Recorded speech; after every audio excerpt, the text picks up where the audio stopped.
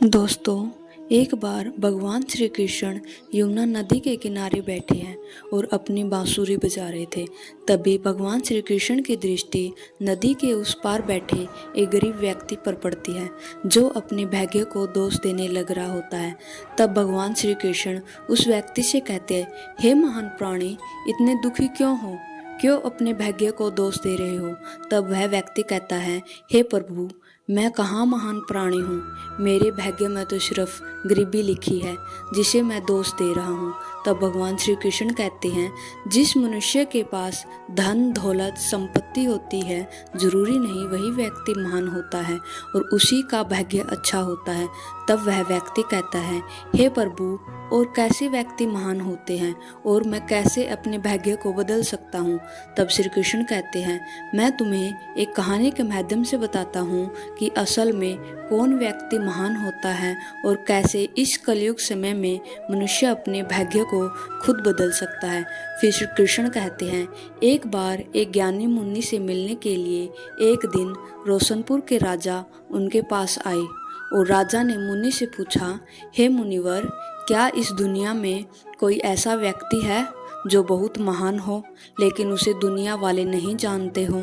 तब उस मुनि ने राजा से विनम्र भाव से मुस्कुराते हुए कहा, हे राजन, हम दुनिया के अधिकतर महान लोगों को नहीं जानते हैं, परंतु दुनिया में ऐसे कई लोग हैं जो महान लोगों में से भी कई गुना महान हैं। राजा ने मुनि से कहा, हे मुनिवर, ऐसे कैसे संभव है?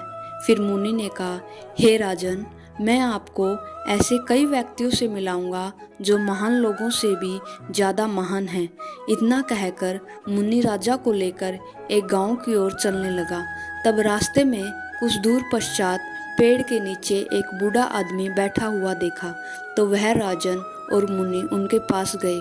उन्होंने देखा कि बूढ़े आदमी के पास एक पानी का घड़ा है और कुछ डबल रोटी रखी थी। तब मुनि ने उस बूढ़े व्यक्ति से कहा, बाबा, हमें भूख लगी है, कुछ खाने के लिए तो हो तो हमें दे दीजिए। तब उस बूढ़े व्यक्ति ने कहा, हे मुनिवर, मेरे पास कुछ डबल रोटी है, आप खा लीजिए और पानी पी लीजिए। तब राजा और उस मुनि ने उस बूढ़ी व्यक्ति से डबल रोटी लेकर खाई और पानी पिया।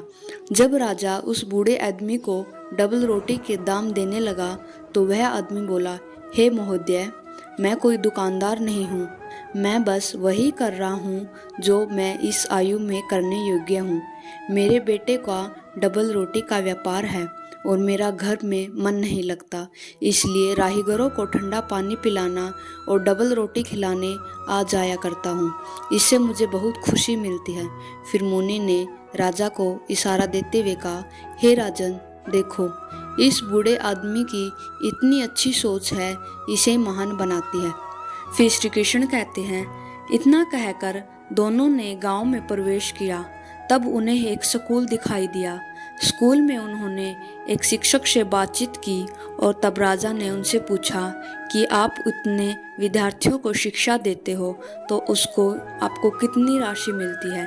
तब उस शिक्षक ने राजा से कहा कि महाराज, मैं रुपयों के लिए नहीं पढ़ा रहा हूँ। यहाँ कोई शिक्षक नहीं था और विद्यार्थियों का भविष्य दांव पर लगा था, इस कारण मैं उन्हें निःशुल्क में शिक्षा देने आ रहा हूँ। फिर मुनि ने राजा से कहा कि हे राजन, दूसरों के लिए जीना वाले बहुत ही महान होते हैं और ऐसे कई लोग हैं जिनकी ऐसी महान सोच है, उन्हें महान से भी बड़ा महान बनाती है। इसलिए हे राजन, परमात्मा कभी किसी का भाग्य नहीं लिखता, बल्कि हमारी अच्छी सोच, हमारा अच्छा व्यवहार और हमारे अच्छे कर्म ही व्यक्ति का भाग्य निर्धारित करते हैं। इसलिए हमेशा अच्छी बातें ही सोचकर कार्य करें और महान बने। हे राजन, अगर कोई व्यक्ति अपने भाग्य को बदलना चाहता है तो वह व्यक्ति अपनी मेहनत और ईमानदारी से कार्य करके अपने भाग्य को बदल सकता है और व्यक्ति बड़ी बातों से नहीं बल्कि अच्छी सोच व अच्छे कर्मों को करने से ही महान माना जाता है। इस प्रकार श्री कृष्ण अपनी कहानी को समाप्त करते हैं। इस वीडियो द्वारा दिया गया ज्ञान आपको कैसा लगा ज़रूर बताइएगा और वीडियो पसंद आई है तो जय कृष्ण ज़रूर लिखिएगा। जय श्री कृष्ण दोस्तों।